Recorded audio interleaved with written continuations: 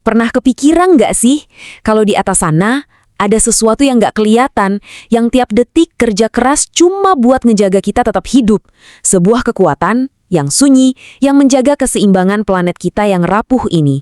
Nah, pertanyaannya, di angkasa luar yang luas dan jujur aja berbahaya itu, apa sih yang jadi tameng kita? Apa yang berdiri di antara kita dan kehancuran total, bahkan saat kita lagi santai-santai aja, nggak sadar? Jawabannya, ternyata ada jauh-jauh di atas kepala kita semua. Selimut gas yang kelihatannya tipis, bahkan rapuh. Ya, inilah dia, pelindung tak terlihatnya bumi. Dan pelindung ini kita kenal dengan nama lapisan ozon. Coba deh bayangin, cuma lapisan gas tipis, ozon atau O3 yang ngambang puluhan kilometer di atas sana. Tugasnya kedengaran simpel tapi luar biasa penting. Nyerap 98% radiasi UV matahari yang jahat itu. Tanpa dia, wah, kehidupan di bumi mungkin cuma jadi angan-angan. Dan yang paling keren apa? Lapisan ini bisa nyembuhin dirinya sendiri. Betul, ini tuh kayak tarian kosmik yang sempurna banget. Justru sinar UV yang berbahaya buat kita, itu malah jadi bahan baku pembuat ozon. Sinar UV itu mecah molekul oksigen biasa, atom-atomnya nyatu lagi jadi ozon. Sebuah siklus penciptaan dan kehancuran yang wow, seimbang banget. Dan jangan salah ya, misi lapisan ozon ini bener-bener krusial. Kalau nggak ada dia, DNA kita bisa rusak parah. Risiko kanker kulit sama katarak meroket. Langsung. Kehidupan di laut bisa ambruk karena planktonnya mati semua. Bahkan iklim kita juga bergantung sama dia. Singkatnya, kita semua ini utang nyawa sama lapisan ozon. Tapi sayangnya keseimbangan yang sempurna tadi itu mulai goyah. Dan ancamannya bukan dari asteroid atau alien, bukan. Tapi dari ciptaan kita sendiri. Ancaman kimiawi yang nggak pernah kita duga sebelumnya. Namanya klorofluorokarbon. Atau biar gampang kita sebut aja CFC. Satu molekul kecil yang ternyata hampir aja ngerusak seluruh perisai planet kita. Terus dari mana datangnya si CFC ini? Nah, ini bagian yang ironisnya. Ternyata dari barang-barang yang bikin hidup kita nyaman. Dari AC di kamar, kulkas di dapur, sampai kaleng aerosol di kamar mandi. Tanpa kita sadari sama sekali, kita lagi ngelepasin monster kecil ini ke atmosfer. Sampai pada akhirnya, planet ini ngasih kita sinyal bahaya.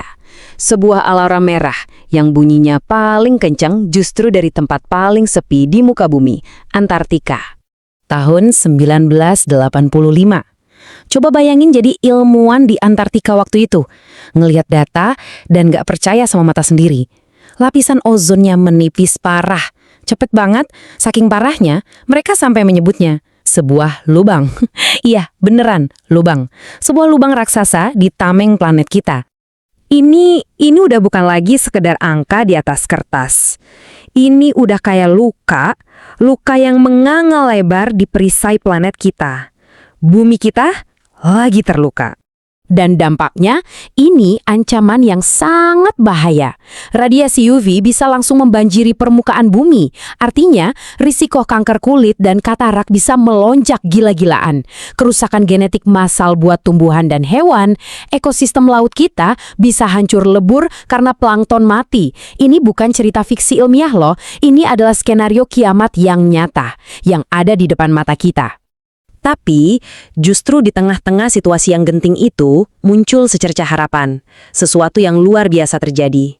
Seluruh umat manusia memutuskan untuk nggak tinggal diam. Kita memilih untuk bertindak, bareng-bareng. Momen bersejarah itu dikenal dengan satu nama, Protokol Montreal. Anggap aja ini deklarasi perang dari seluruh dunia melawan si perusak ozon.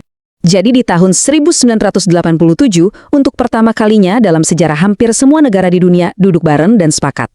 Mereka menyetujui sesuatu yang waktu itu kedengeran radikal banget, stop total produksi CFC.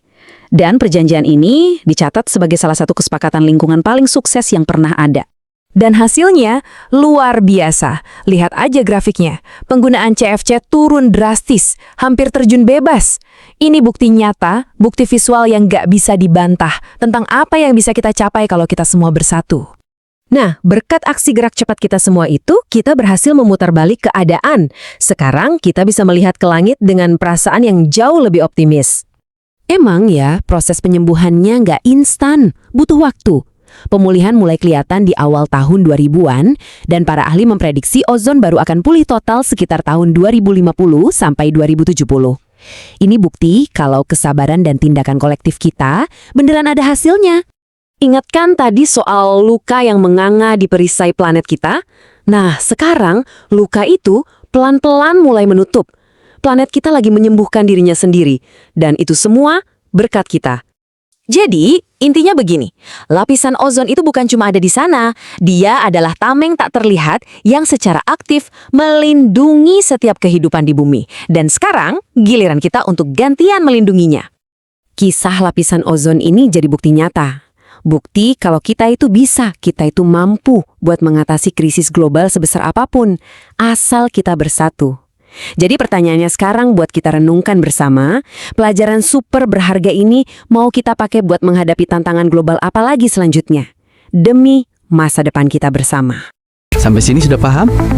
Jadi kalau teman-teman ada yang mau ditanyakan, silahkan komen dan bantu channel ini menjadi lebih besar dan maju.